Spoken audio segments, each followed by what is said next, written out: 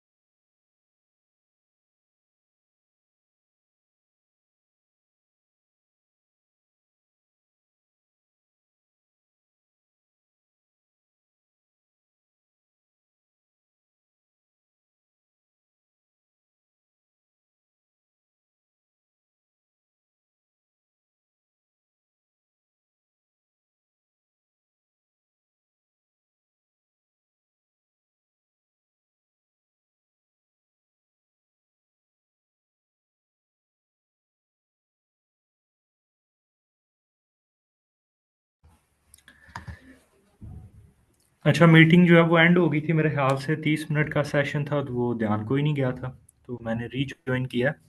तो अभी मेरे ख्याल से क्वेश्चन आंसर्स का सेशन है। और जब मीटिंग एंड हुई है मुझे नहीं पता कि तब मैं क्या बता रहा था आपको। तो अगर कोई मुझे मैसेज चैट में कर दे कि हम किस पॉइंट पे थे, ताकि थोड़ा सा मैं आपको बता के फिर हम क्वेश्चन आंसर्स की तरफ चलें।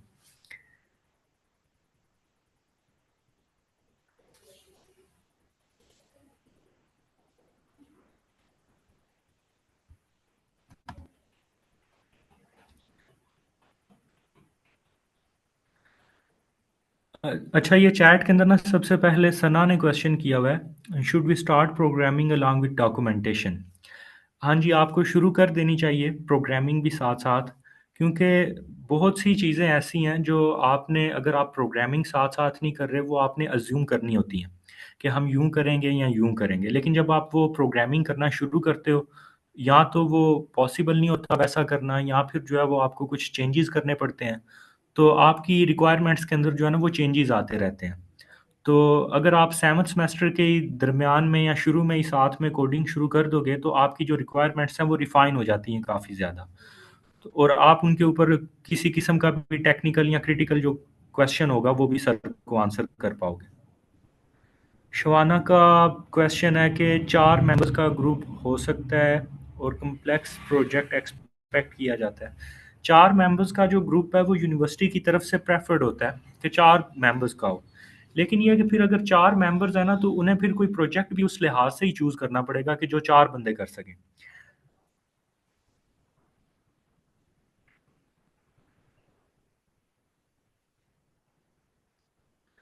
एसआरएस के अंदर आपकी सिर्फ एक ही डायग्राम होगी और वो है यूज केस डायग्राम। ये फुरकान का क्वेश्चन है कि एसआरएस के अंदर जो डॉक्यूमेंट्स होंगी।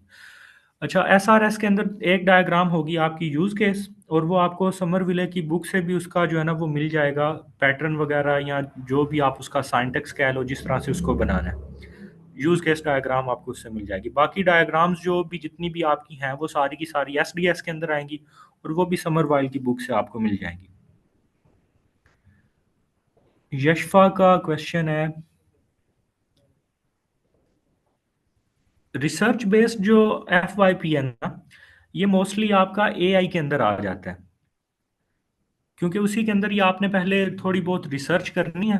कि फॉर एग्जांपल अगर आप कोई मॉडल ट्रेन कर रहे हो, पहले आप उसके लिहाज से कुछ रिसर्च करोगे, डाटा कलेक्ट करोगे। डाटा कलेक्शन के बाद फिर आप जिन पॉइंट्स के ऊपर, जिन आउटपुट्स के ऊपर आप पहुंचोगे, तो उस लिहाज से आप मॉडल को ट्रेन करोगे। अगर वैसे एक एक रिसर्च वो होती है कि जिसमें आप कोई भी कोडिंग वगैरह नहीं करते, आप वैसे कोई रिसर्च डॉक्यूमेंट देते हो, तो आप वो भी FYP के अंदर कर सकते हो। लेकिन प्रेफर यही किया जाएगा कि आप कोई जो है ना वो ऐसा सिस्टम बनाओ जिसके अंदर इंटरफेसेस या प्रोग्रामिंग इंक्लूडेड हो। वसीर जट साहब का क्वेश्चन है, SRS क्यों यूज करते हैं? SRS नाम से ही जाहिर है, सॉफ्टवेयर रिक्वायरमेंट स्पेसिफिकेशन। जो भी आपके सिस्टम की रिक्वायरमेंट्स है ना, जितनी भी हैं, चाहे वो फंक्शनल है, नॉन फंक्शनल है, या फिर यूज केसेस की फॉर्म के अंदर है, तो वो आप सारी सिस्टम के अंदर इंक्लूड करोगे। फंक्शनल तो वो होंगी जो ये सिर्फ बताएंगी कि आपका सिस्टम बेसिकली करेगा क्या, फीचर्स उसके मेन क्या होंगे। और जो नॉन फंक्शनल है वो उसकी परफॉर्मेंस बताएंगे कि आपका सिस्टम कैसे परफॉर्म करेगा। और जो यूज केसेस हैं वो आपके सिस्टम के साथ जितने भी एक्टर्स होंगे ना आपके सिस्टम के, उनकी इंटरेक्शंस को बताएगा। जैसे अगर उसने कहीं पे फोटो अपलोड करनी है, तो ये क्या है, उसकी सिस्टम के साथ इंटरेक्शन है। तो वो आप उसके अंदर वो एक कंप्लीट फ्लो बताते हो कि वो फलां बटन पे क्लिक करेगा, उससे उसके पास गैलरी ओपन होगी, गैलरी में से वो पिक्चर सिलेक्ट करेगा। देन उसके बाद वो पिक्चर जो है, अगर उसके ऊपर आपने कोई रीसाइजिंग या रीफॉर्मेटिंग करनी है, वो होगी, और फिर वो पिक्चर सेंड हो जाएगी।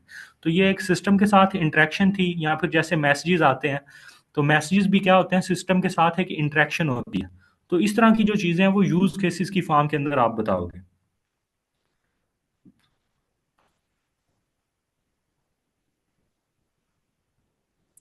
अच्छा, मैं डिज़ाइन डिसीजन का बता रहा था कि उसके अंदर ना हम सारे वाई इंक्लूड करते हैं। सारे वाई से क्या मुराद है?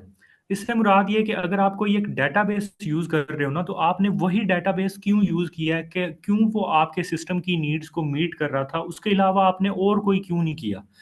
आप साथ में अगर अल्टरनेटिव्स भी बता दो ना कि इसके अल्टरनेटिव ये डेटाबेसेस भी हम यूज कर सकते थे, लेकिन इसी को ही क्यों किया है, ये चीजें बीच में आपने बतानी है। और ये तो एक सिर्फ अभी मैंने बताया ना कि डेटाबेस के लिहाज से, उसके अलावा भी फॉर एग्जांपल मैं अपने ना यूज पासवर्ड वगैरह या यूजर का ये जो क्रीडेंशियल्स होते हैं ना, वो कोई नहीं सेव होते हमारे पास। हमें खुद से करवाना चाहे तो करवा सकते हैं, लेकिन अगर खुद से हम करवा रहे हैं तो ये एक अच्छी बात कंसीडर नहीं की जाती कि आप किसी भी यूजर का जो है ना वो डेटाबेस के अंदर पासवर्ड और ईमेल दोनों स्टोर करवाओ, वो लीक होने के चांसेस होते हैं। अब मैंने उसको स्टोर करवाया, तो मैंने उसको क्यों करवाया, इस चीज की मैंने जस्टिफिकेशन जो है वो बीच में लिखी हुई थी। तो जो जो भी आपने मेजर डायग्राम्स इफेक्ट होंगी, जिससे आपके आर्किटेक्चर जो है सिस्टम का वो इफेक्ट होगा। डेटाबेस आपने कौन सा लिया आपने, और उसके अलावा टूल्स जो है वो जो यूज किए उन्हीं को ही क्यों यूज किया। जैसे कुछ लोग जो है वो इमेजेस स्टोर करने के लिए क्लेडनरी का यूज करते हैं, तो उन्होंने ये डिसीजन क्यों लिया, ये बीच में उन्होंने जो है वो बताना है, इसको उन्होंने क्लियर करना है।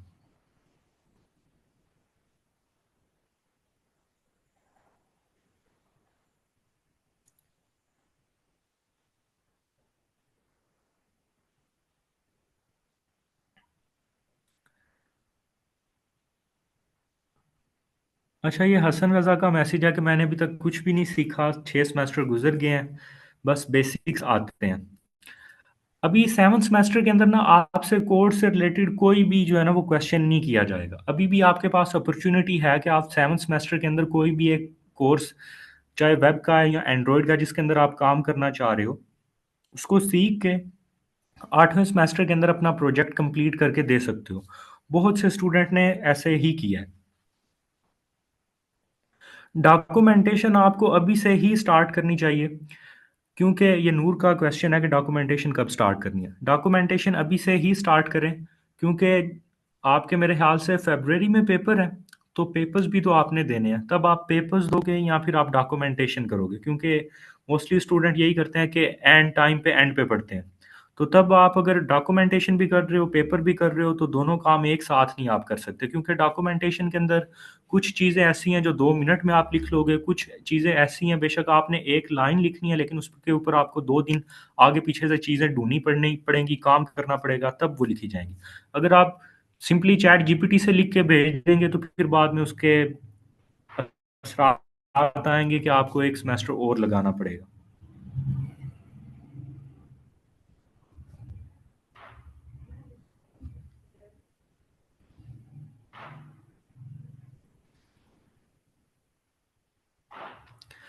अच्छा, अब्दुल हन्नान का क्वेश्चन है कि अगर एआई चैटबॉट हम ऐड कर रहे हैं तो डॉक्यूमेंटेशन में कैसे एडिशन करेंगे। अब मतलब आपकी एक तो ये कि फीचर्स के अंदर आप साथ में बता दोगे कि हमारा एक एआई का चैटबॉट है, फिर उसके बाद ये कि जब आपने फंक्शनल रिक्वायरमेंट्स लिखनी है उसके अंदर भी इसका जिक्र करना है। नॉन फंक्शनल रिक्वायरमेंट्स के अंदर आपने इसकी परफॉर्मेंस के बारे में जिक्र करना है। यूज़ केसेस के अंदर इसके साथ एक्टर इंटरेक्ट कैसे करेगा आपने ये बताना है। देन उसके बाद और बाकी चीज़ें जो है ना वो फिर बाद में अभी 7th सेमेस्टर के अंदर जो है ना आपकी इतनी चीज़ें होंगी। बाकी फिर जब आप जाओगे उसके अंदर 8वें सेमेस्टर के अंदर वहाँ पे इम्प्लीमेंटेशन के अंदर इसके एल्गोरिदम्स वगैरह जो है आपने वो लिखने हैं। टेस्टिंग के अंदर इसको आपने कैसे टेस्ट किया है, जो आपने वो नॉन फंक्शनल रिक्वायरमेंट की परफॉर्मेंस लिखी थी, वो कैसे आपने मेक श्योर किया कि वो जो टाइम आपने लिखा था उतने टाइम के अंदर रिस्पॉन्स आ रहे हैं या नहीं आ रहा।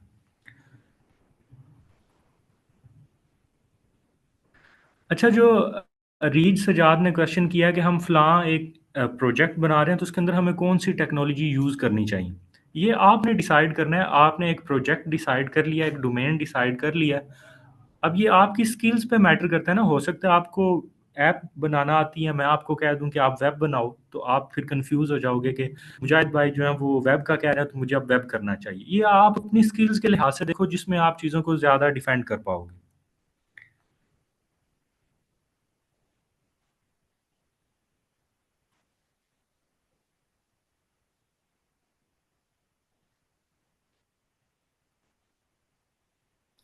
अच्छा, कायनात का मैसेज है कि हम कौन सा जो है ना वो टेम्पलेट यूज़ करें। पीयूसी आईटी के ऊपर उन्होंने जो है ना वो दिया हुआ है आपका टेम्पलेट। उसके अंदर आपके प्रपोजल का टेम्पलेट भी है, एसआरएस का भी है, एसडीएस का भी है, और फिर जो आपके 7th सेमेस्टर के एंड के ऊपर आपने डॉक्यूमेंटेशन का एक कंप्लीट प्रिंट करवा के भेजना है ना 7th सेमेस्टर के एंड के ऊपर, वो भी उन्होंने वहाँ पे दिया हुआ है। और वही डॉक्यूमेंट जो आप यूनिवर्सिटी को भेजोगे फिर आपकी जब इवैल्यूएशन होगी 7th सेमेस्टर की उसमें यूज़ होगा। और इसमें एक और चीज़ है। वो चीज़ ये है कि आप अगर आपने एक दफ़ा यूनिवर्सिटी को कोई डॉक्यूमेंटेशन भेज दिया ना तो आप उसके अंदर चेंजेस कर सकते हो। यकीन माने कि मैंने भी जब यूनिवर्सिटी को जो डॉक्यूमेंटेशन भेजी थी ना तो हमें तो फर्स्ट टाइम हमारे साथ ये सारे जो है ना वो रूल्स आए हैं कि 7th में भी होगा। तो पता ही नहीं था कि ये यूनिवर्सिटी को 7th में भेजनी भी है।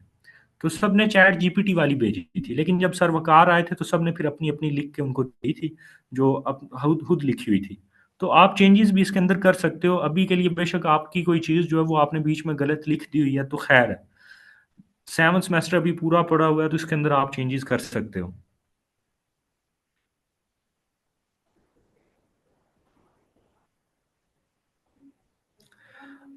अच्छा, अब्दुल हनान का मैसेज है कि फायर बेस में फ्री ट्रायल के लिए कितने जीबीज मिलता है। जो आपका फायर स्टोर है ना, फायर स्टोर मिलता है आपको 1 जीबी, और फायर स्टोर के अंदर यूजली टेक्स्ट डाटा जो है वो स्टोर होता है, तो वो आपका बिल्कुल भी फील नहीं होगा, वो उसकी टेंशन ना लें आप। बाकी उसके अंदर रीड राइट्स जो है वो एक दिन के अंदर 20,000 मेरे ख्याल से राइट्स अलाउड हैं, 50,000 रीड्स अलाउड हैं, तो वो भी आपके ख़त्म नहीं होंगे।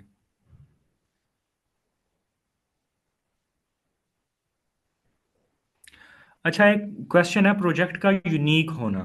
तो ये बिल्कुल भी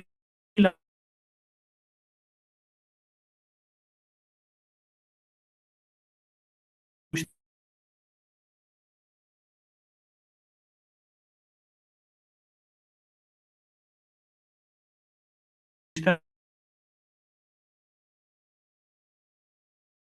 है ना कि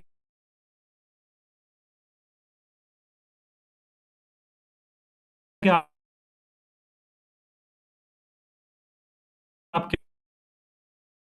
क्या बना रहे हो। तो अगर आपके जहन में ये चल जाता है ना कि मैं, तो आप बिल्कुल भी प्रोजेक्ट के बारे में क्लियरली बता नहीं पाओगे। पहले से डेवलप्ड है, लेकिन फिर भी उनके अंदर स्टूडेंट्स पास हुए हैं। फूड वाली वेबसाइट हमारे कॉलेज में बनी थी, डिलाइटफुल बाइट्स का नाम था। और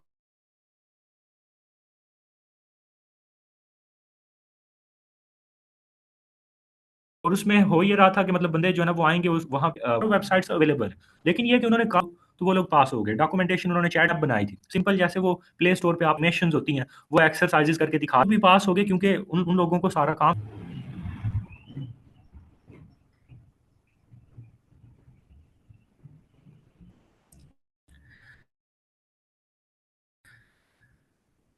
सेवंथ सेमेस्टर के अंदर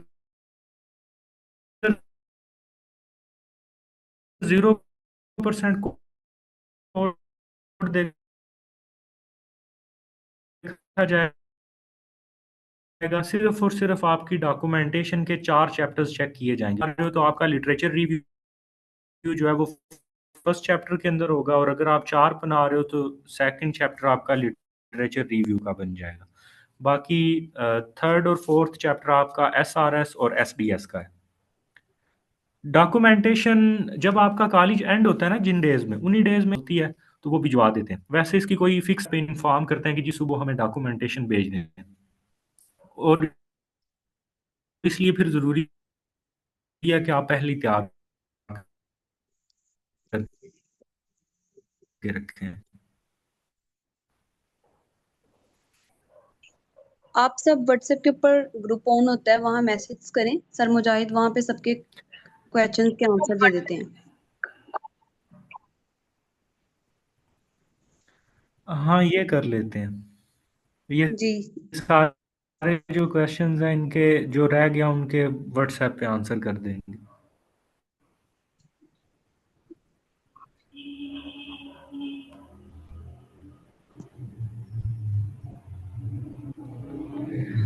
अगर आप सिर्फ डॉक्यूमेंटेशन कंप्लीट कर लें तो आपके 7वें सेमेस्टर का जो है वो काम हो जाएगा। कोडिंग अगर आपको आती है तो साथ शुरू कर दें, वरना साथ साथ सीखें उसको। तो वैसे फेज तो वो शुरू होता है आपका, इजी हो जाओगे, चेंजेस वगैरह करने आपके लिए इजी होंगे। 8वें सेमेस्टर के अंदर आपका अभी कोड फिर भी कोई नहीं देखा जाता। इस दफ़ा जब 8वें सेमेस्टर के जितने भी कॉलेजेस में वाइवा हुआ है, किसी एक ने भी टीचर ने कोड कोई नहीं देखा। उन्होंने आपकी डॉक्यूमेंटेशन चेक की है, डॉक्यूमेंटेशन चेक करने के बाद आपका सिस्टम मोस्टली का तो वो भी नहीं देखा, सिस्टम चला के देखा है। और सिस्टम चला के देखने के बाद अगर किसी का सस्पिशियस लगा है कि इन्होंने खुद नहीं बनाया, तो उनको उन्होंने चेंजेस करने के लिए बोला है। हमारे कॉलेज में सिर्फ एक गेम वाले स्टूडेंट को उन्होंने जो है वो चेंज करने के लिए बोला था, बाकी किसी को भी नहीं बोला। इवन उन्होंने मैं अपने प्रोजेक्ट का बताऊं, उन्होंने इवन उसको रन करके भी नहीं देखा, लेकिन मुझे पास कर दिया। क्योंकि मेन चीज़ आपकी डॉक्यूमेंटेशन है। अगर डॉक्यूमेंटेशन ठीक नहीं, बेशक आप जितना मर्जी कोड कर लें, जितना मर्जी क्वेश्चंस के आंसर कर लें, आपको वो पास नहीं करें। सर्वकार प्रपोजल कोई नहीं चेक करेंगे आपका, वो बस आपका 7वें का है, उसमें मोस्टली चीज़ें प्रपोजल वाली होती हैं। तो अगर आपका प्रपोजल ठीक है तो फिर आपका वो फर्स्ट चैप्टर भी आपका ठीक हो जाएगा। अच्छा, कायनात का क्वेश्चन है कि क्या एफिलिएटेड वालों का वाइवा सर्वकार ही लेते हैं?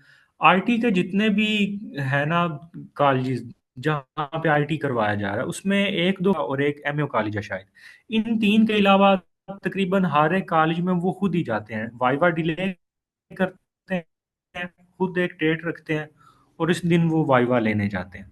और उनके बारे में एक ये है कि वो एटलीस्ट 50% लोगों को जो है वो फेल करके जाते हैं। सर सर 15 मिनट्स वेट जी कर लेते हैं, स्टूडेंट्स व्हाट्सएप के ऊपर मैसेज टाइप कर देते हैं, तो आप फिर उनके आंसर दे दीजिएगा। हाँ ठीक है। ओके। ओके।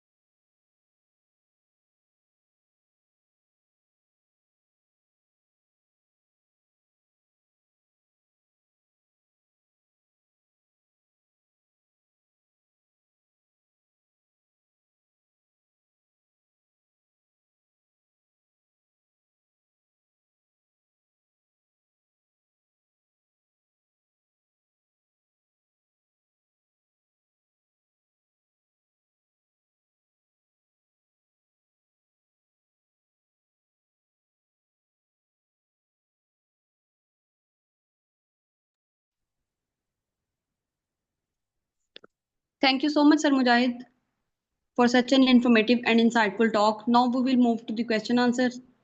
WhatsApp के ऊपर उनके answers करते हैं. That brings us to the end of today's FYP guidance workshop. On behalf of all the participants, I would like to sincerely thank Sir Mujahid for sharing his valuable insights and practical advices with us. Thank you everyone for joining today and staying active throughout the session. I hope this workshop helps you in your final year projects journey. Have a great evening ahead and best of luck with your final year projects. Thank you.